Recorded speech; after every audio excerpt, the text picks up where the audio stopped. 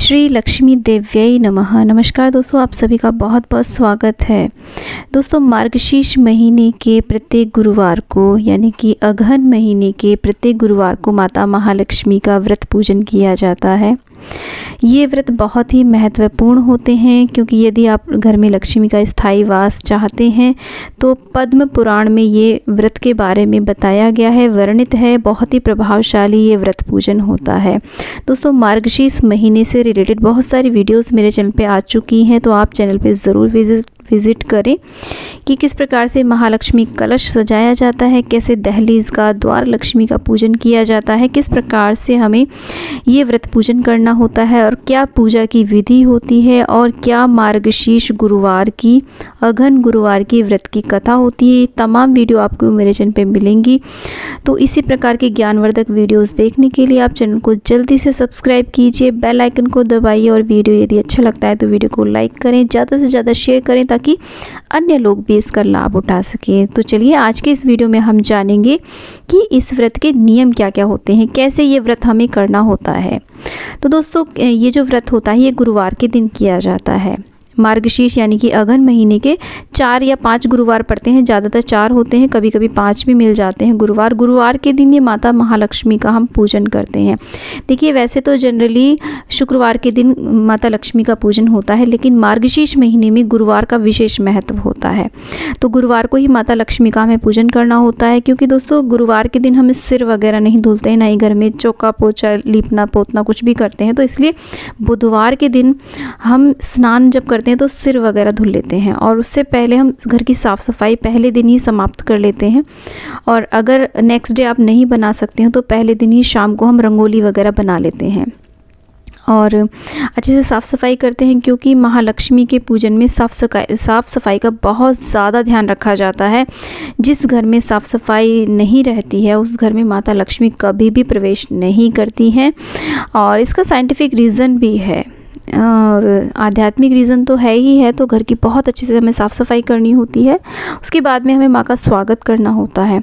अब next day देखिए, इस व्रत के जो विधान है, वैसे ये मुख्य रूप से दक्षिण भारत में ये व्रत किया जाता है, लेकिन हमारे दक्षिण भारत के अलग भी अन्य स्थानों में भी इस व्रत पूजन को किया जाता है। थोड़ा सा जो करने का तरीका है पूजा का उसमें डिफरेंस आ जाता है। जो साउथ इंडिया का जो तरीका है वो बहुत ज़्यादा अलग तरीका है, बहुत अलग तरीके के वहाँ के विधि विधान होते हैं। तो इसमें प्लीज़ कोई भी कमेंट ना करें, मैं दोनों ऑप्शन दे करके आपको चलूँगी कि देखिए, साउथ इंडिया में तो ये पूजन सुबह सुबह किया जाता है ब्रह्म मुहूर्त में उठ करके, यानी कि सूर्योदय से 2-3 घंटे पहले ये पूजन समाप्त किया जाता है, यानी कि 4 साढ़े 4 बजे तक ये पूजन संपूर्ण कर लिया जाता है। फिर दोपहर को माँ की भोग आरती होती है और फिर शाम को प्रदोष काल में माँ की भोग आरती होती है। तो बहुत ही ज़्यादा थोड़ा सा कठिन नियम होते हैं साउथ इंडिया की तरफ जो ये व्रत होते हैं, क्योंकि मुख्य रूप से ये वहीं का त्यौहार है। अब उस हार्ड रूल्स को थोड़ा सा इजी बना लिया गया है, जैसे ही आपके पास समय हो, सुविधा हो। देखिए, कोई भी व्रत त्यौहार है, ना करने से बेहतर होता है हम कुछ तो करें, माँ लक्ष्मी का स्वागत ज़रूर करें। तो बहुत ज़्यादा हम नहीं कर पा रहे हैं तो इसका मतलब ये नहीं होता कि हम उस व्रत त्यौहार को करें ही ना। तो माँ से क्षमा याचना करते हुए आप थोड़ा कम कर सकते हैं। तो अगर आप सुबह सुबह ब्रह्म मुहूर्त में पूजा नहीं कर सकते हैं तो सुबह 5-6 बजे कर लीजिए, नहीं तो दोस्तों शाम के समय प्रदोष काल में भी जब चंद्रमा उदय होते हैं तब भी माँ लक्ष्मी का पूजन विशेष माना जाता है। तो जैसे पूर्णिमा के दिन भी हम करते हैं, तो इस तरीके से आप इन गुरुवारों में भी इस पूजन को कर सकते हैं। तो दोनों ऑप्शन हैं, आपकी जैसी आपके पास समय हो, सुविधा हो, आप वैसे पूजन कर सकते हैं। पूजन की डिटेल में वीडियो चैनल पे है, आप ज़रूर देखें, पूजा की विधि आपको उससे पता चल। दोस्तों, मार्गशीर्ष के गुरुवारों को बड़ा गुरुवार भी कहा जाता है और इन गुरुवारों में यदि दशमी तिथि के दिन गुरुवार पड़ता है मार्गशीर्ष महीने में तो बहुत ही विशेष व्रत किया जाता है जिसे सुदर्शा व्रत कहा जाता है। ये बहुत ही रेयर पड़ता है, कई सालों में पड़ता है या बहुत ही रेयर ये व्रत पड़ता है।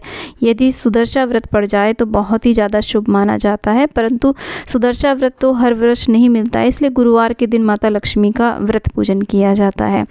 अब कौन कर सकता है इस व्रत को? देखिए, स्त्री पुरुष बच्चे कन्याएं सभी इस व्रत पूजन को कर सकते हैं। ऐसा नहीं है कि खाली स्त्रियाँ ही इस व्रत पूजन को करते हैं, पुरुष और बच्चे कन्याएं आदि सभी इस व्रत को कर सकते हैं। मार्गशीर्ष के प्रत्येक गुरुवार को ये व्रत किए जाते हैं। वैसे तो आप वर्ष के के अन्य गुरुवारों को भी ये व्रत कर सकते हैं, लेकिन मार्गशीर्ष महीने को इस व्रत के लिए सबसे ज़्यादा उत्तम माना जाता है। शास्त्रों के अनुसार इस मास के गुरुवार को ये व्रत पूजन करना बेहद शुभ फलदायी हो जाता है दोस्तों, क्योंकि माता महालक्ष्मी मार्गशीर्ष के महीने में ही पृथ्वी पर उन्होंने प्रकट हुई थी। गुरुवार के दिन दशमी तिथि थी, तो दशमी तिथि को बेहद शुभ माना जाता है महालक्ष्मी की दृष्टि से, क्योंकि ब्रह्मा विष्णु महेश तीनों का ही दिव्य तेज इस मास में माता महालक्ष्मी में संचारित होता है। तो इसलिए मार्गशीर्ष महीने में तीनों देवों की कृपा भी प्राप्त हो जाती है यदि हम मार्गशीर्ष महीने में माता लक्ष्मी का पूजन करते हैं। तो हमारी जो पूजा होती है ना, वो बहुत ही ज़्यादा शीघ्र ही फलित हो जाती है यदि मार्गशीर्ष महीने में हम माता महालक्ष्मी का पूजन करते हैं। तो मार्गशीर्ष मास के प्रथम गुरुवार से ये व्रत पूजन स्टार्ट किया जाता है और सारे नियमों का पालन किया जाता है पूरी श्रद्धा के साथ में, विश्वास के साथ में, और मार्गशीर्ष के अंतिम गुरुवार को इस व्रत का उद्यापन करना होता है। तो ये व्रत कभी तो 4 पढ़ते हैं और कभी ये 5 पढ़ते हैं। तो बहुत भक्तजन इस व्रत को 12 मासी संकल्प जैसा वो लेना चाहें 12 मास भी रखते हैं और कभी 8 भी रखते हैं, 11 भी रखते हैं। तो जितनी सामर्थ्य होती है उतने करते हैं। मार्गशीर्ष गुरुवार के व्रत में नमक का त्याग किया जाता है, नमक वर्जित माना जाता है महालक्ष्मी के इन व्रतों में।